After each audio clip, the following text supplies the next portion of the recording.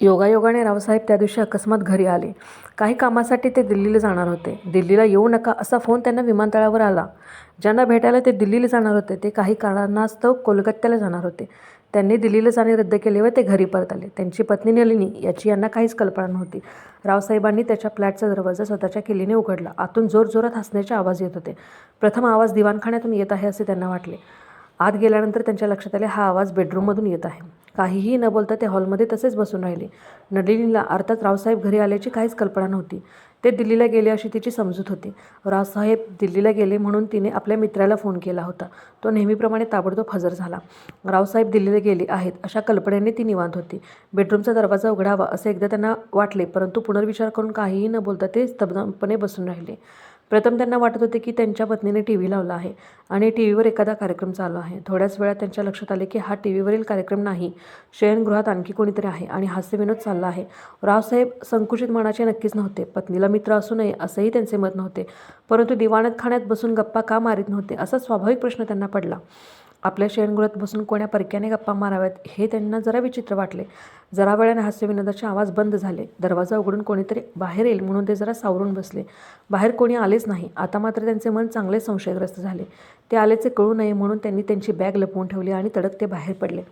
आपल्या घरात कोण आला आहे, कोणाजवळ शयनगृहात बसून गप्पा मारण्या इतकी पत्नीची जवळीक आहे हे त्यांना पाहायचे होते. ते खाली येऊन लिफ्टजवळ थांबले. ती संपूर्ण इमारत त्यांच्या मालकीची होती. त्यातील 5 नंबरचा संपूर्ण मजला त्यांनी आपल्याकडे ठेवला. इमारतीला एक सार्वजनिक लिफ्ट विथ बॅकअप होता. त्यांच्यासाठी स्वतंत्र लिफ्ट होता. स्वतंत्र लिफ्ट बिघडल्यास सार्वजनिक लिफ्ट वापरण्याची सोयही त्यांनी ठेवली होती. जो कोणी आपल्या घरी आला आहे तो लिफ्टमधून खाली येणार. लिफ्ट 5व्या मजल्यावरून आली आणि त्यातून जो कोणी बाहेर येईल तो आपल्या घरी आलेला माणूस म्हणून ते ओळखणार होते. थोड्याच वेळात लिफ्ट 5व्या मजल्यावर बोलावली गेली. त्यातून एक मध्यमवयीन गृहस्थ बाहेर आला. त्यांनी आतापर्यंत त्याला पाहिलेला नव्हता. त्यांना पाहून तो माणूस दचकला. त्या अर्थी तो आपल्याला ओळखत होता हे त्यांच्या लक्षात आले. जर तो शुद्ध हेतूने आपल्याकडे आलेला असेल तर त्याला आपल्याला बघून दचकण्याचे काहीच कारण नव्हते. उलट त्याने येऊन रावसाहेबांना नमस्कार करणे अभिप्रेत होते. रावसाहेबांची स्थावर व जंगम मालमत्ता फार मोठी होती. आतापर्यंत त्यांनी 60 पावसाळे पाहिले होते. त्यांचा मेंदू जलद गतीने विचार करू लागला. आपली पत्नी विवाहापूर्वी चित्रपट क्षेत्रात होती. तिला अनेक मित्र असणे स्वाभाविक होते. सर्वच आपल्या ओळखीचे असणे शक्यच नव्हते. तरीही तो मित्र आपल्या बेडरूममध्ये काय करत होता हा विचार करण्याजोगी गोष्ट आहे. आपण दिल्लीला गेलो असे पाहून तो आला असावा. त्यांनी या गोष्टीचा छडा लावण्याचे ठरवले. त्यांनी एका खाजगी गुप्तहेराची नेमणूक केली. त्याला त्यांनी रोजच्या रोज अहवाल देण्यास सांगितले. त्यांच्या पत्नीकडे कोणीही येत नाही आणि तीही कोणा मित्राकडे जात नाही असा अहवाल त्यांना मिळाला. आपण शहरात असताना पत्नी काळजी घेत असणार हे त्यांच्या लक्षात आले. कामासाठी कलकत्त्याला जात आहे असे त्यांनी घरी सांगितले. त्याप्रमाणे ते कलकत्त्याला खरेच निघून गेले. खाजगी गुप्तहेराला जास्त बारीकपणे लक्ष ठेवायला सांगितले होते. थोड्याच दिवसात त्या गुप्तहेराने सविस्तर अहवाल त्यांना दिला. जेव्हा जेव्हा ते शहरात असत त्यावेळी तो गृहस्थ त्यांच्या पत्नीकडे जात नसे. ते शहराबाहेर गेले म्हणजे मात्र तो रोज हजर होत असे. पत्नीचे व त्या व्यक्तीचे गुप्त नाते असावे. सर्व गोष्टी त्यांना कळाल्या. प्रथम त्यांना प्रचंड राग आला. शहराबाहेर जाण्याचे नाटक करावे, तिला रंगेहात पकडावे आणि घरातून हाकलून लावावे, आपल्या मालमत्तेतून तिला बेदखल करावे, त्या तिच्या मित्राला जन्मभर लक्षात राहील अशी अद्दल घडवावी असा विचार प्रथम त्यांच्या मनात आला. त्यांचे आर्थिक व राजकीय वजन लक्षात घेता त्या व्यक्तीला ठार मारणे सुद्धा त्यांना सहज शक्य होते. विचारांती रावसाहेबांनी यातील काहीच केले नाही. रावसाहेबांनी कोणतेही आकांडतांडव केले नाही. त्यांची पत्नी त्यांची बडदास्त व्यवस्थित ठेवत होती. ती त्यांची काळजीही घेत होती. तिला हाकलून लावून एकाकी जीवन जगण्यापेक्षा आहे ते तसेच चालू ठेवावे असा विचार त्यांनी केला. मात्र तिला जन्माची अद्दल घडेल अशी चाल खेळण्याचे त्यांनी ठरवले. नलिनीने त्यांच्याशी विवाह केवळ त्यांच्या मालमत्तेकडे बघून केला होता. कुठेतरी खोलवर त्यांना त्याची कल्पना होती. नाहीतर त्यांचे वय नलिनीशी विवाह केला तेव्हा 60 होते. आपल्या मागे लोक म्हातारा नवरा गमतील असे कुत्सितपणे म्हणतात हेही त्यांना माहीत होते.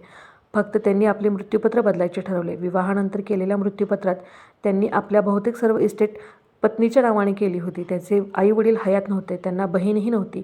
भावाचा मृत्यू झाला होता. 2 पुतणे होते. त्यांनी इस्टेटीतील 10% द्यायचे ठरवले. उरलेली 80% मालमत्ता पत्नीच्या नावाने केली होती. लग्नाच्या वेळी त्यांची पत्नी 35 वर्षाची होती. रावसाहेब तरी 60चे होते. नलिनी काम करीत असलेल्या सिनेमाला रावसाहेबांनी अर्थपुरवठा केला होता. नलिनी त्यांना आवडली. त्यांची जास्त ओळख झाली. नलिनीने त्यांच्या मालमत्तेकडे पाहून जाणीवपूर्वक ओळख वाढवली. शेवटी नलिनीने रावसाहेबांशी विवाह करण्याला अनुमती दिली. त्यांचा विवाह झाला. त्यालाही आता 5 वर्षे झाली होती. आतापर्यंत त्यांना नलिनीच्या चरित्रेत कुठेही खोट आढळली नव्हती. त्या दिवशीचा प्रकार बघून त्यांना धक्का बसला होता. नलिनी कटदरे सिनेमात काम करण्याच्या उद्देशाने घरातून पळून आली होती. त्यावेळी ती फक्त 17 वर्षाची होती. सिनेमात तिला प्रथम किरकोळ कामे मिळत गेली. तिला अनेक तडजोडी कराव्या लागल्या. नामांकित नटी म्हणून ती कधीही प्रसिद्ध झाली नाही. एखाद्या दुसऱ्या सिनेमात तिने नायिकेची भूमिका केली असेल. बाकी तिला साईड रोल मिळाले. तेही लग्न केले होते.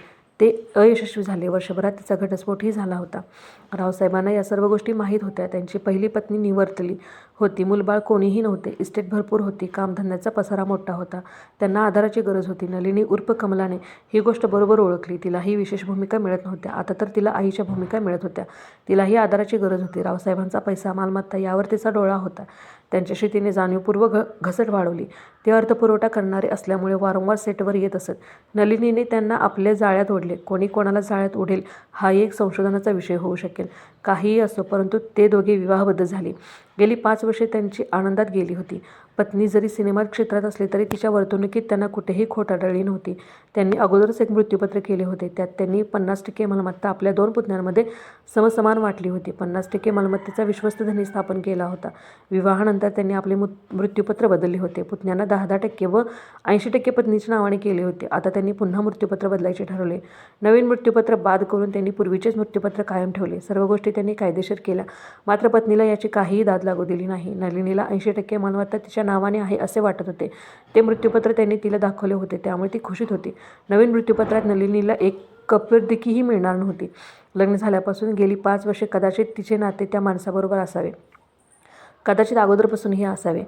परंतु त्यांच्या ते कधीच लक्षात आले नव्हते. कामानिमित्त त्यांना वारंवार हिंदुस्थानाबाहेर जावे लागे.